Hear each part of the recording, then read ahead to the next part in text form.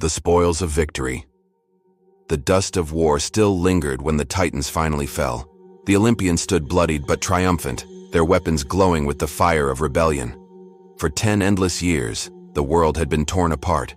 Mountains shattered, seas boiled, and even the stars trembled. Now silence stretched across creation, a silence heavy with one final question. Who would rule this vast, broken cosmos? Zeus, Poseidon, and Hades stood side by side, no longer children of fear, but conquerors of destiny. Yet their victory brought not only freedom, but the weight of choice.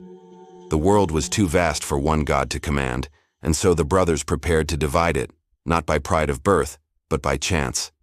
The fate of heaven, sea, and shadow would be decided not by thunder, nor trident, nor crown, but by lots cast into the abyss. And here lies the shocking truth. The most feared god of all would not seize his throne. He would accept it. The casting of lots. It was a moment unlike any other in myth. 3 brothers, each destined for greatness, entrusting the future of existence to the randomness of fate. Zeus, ever the bold, seized the first lot, and the heavens fell to him, the endless sky, the rolling clouds, and the throne of Olympus. Poseidon's hand followed, drawing the second lot, and to him came the seas, the raging waters, the trembling earth, the deep that no man could measure. Last came Hades, his hand steady, his eyes unblinking. His lot was the underworld, the realm of the dead, the shadowed kingdom hidden beneath all life. To some, it was a grim curse, a burden, a punishment. Yet this is the darkest plot twist. The god mortals feared most did not protest, rage, or beg for a different fate. He embraced the shadows as though they were his birthright. For a god born in darkness, raised in captivity, and forged in silence, the underworld was not exile. It was destiny. The birth of realms. From that moment, the universe was reshaped into 3 dominions. Zeus ruled the vault of the sky, where storms gathered and lightning crowned his power. Poseidon commanded the seas, whose crashing waves could cradle ships or sink them into oblivion. And Hades descended into the unseen world, building his throne, not on clouds or oceans, but on shadows and inevitability. His kingdom was not barren, it was layered with mystery.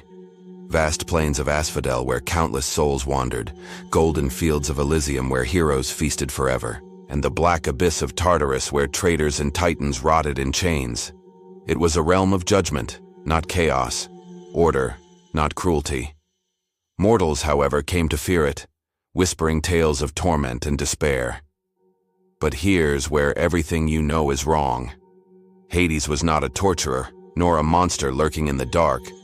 His was the hand of balance, ensuring that every soul found its rightful place. Brothers in balance. Though united in blood, the 3 brothers were divided in rule. Zeus was loud, dramatic, a king who demanded worship. Poseidon was fierce, tempestuous, his moods reflected in storms. But Hades, unseen, unyielding, ruled without spectacle. He rarely left his realm, never sought mortal temples, and demanded no glory, yet his domain was the most absolute. Seas could calm, storms could fade, skies could clear, but death was forever. And that was the shocking truth the ancients understood. Hades' kingdom was not lesser, but greater, for it held dominion over all living things in the end. It was a balance the Greeks revered deeply. Each brother had his dominion, and no dominion could exist without the others. Heaven needed earth, the seas needed land, and life needed death. The unseen crown. So it was that the cosmos was divided. The thunderous heavens, the roaring seas, and the silent depths. Zeus would wear his crown in light, Poseidon in storm, but Hades' crown would be unseen, resting in shadows, carried in silence, honored in whispers. His reign would be the least celebrated, the most feared, and the most misunderstood. Yet it was also the most certain, for all mortals, kings and beggars alike, would one day pass into his kingdom. Hades had not been cheated by fate. He had been chosen by it. For in the dividing of the cosmos, he received not merely a realm, but the final truth, that all roads, all lives, All destinies end in shadow. And in that silence, in that inevitability, the unseen king began his eternal reign. And that is the darkest plot twist of all. The god we feared was not our enemy, but the guardian of balance itself.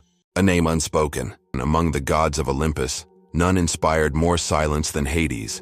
His very name, Hades, the unseen, carried weight that mortals dared not utter. Where Zeus thundered and Poseidon stormed, Hades ruled in silence, invisible yet absolute.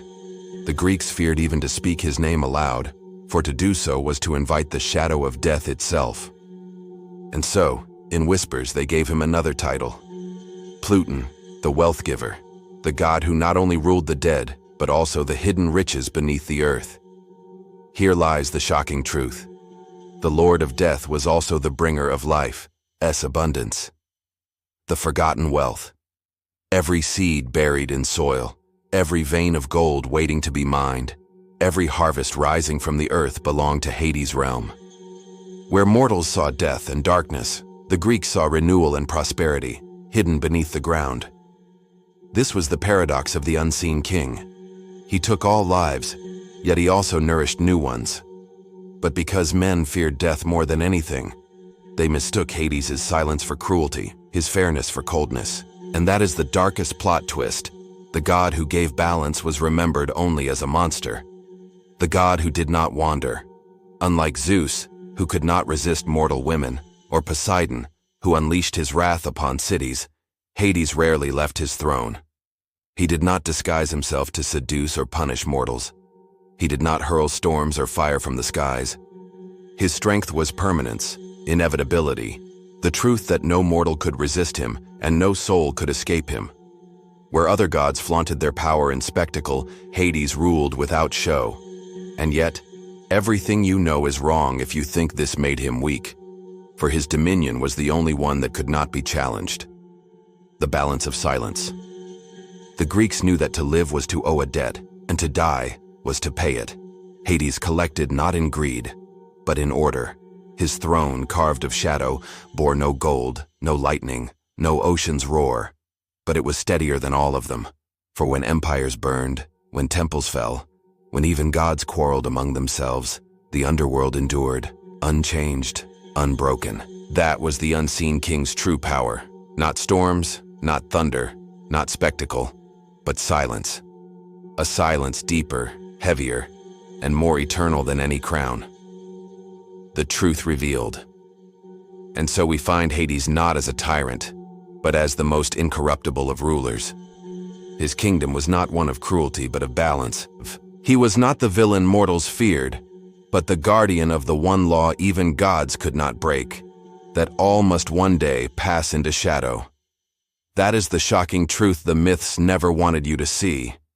If you've uncovered this secret, then join me as we descend even deeper, for the story of Hades is far from over. Like this video, subscribe, and ring the bell, because the next chapter will shatter everything you thought you knew about the unseen king.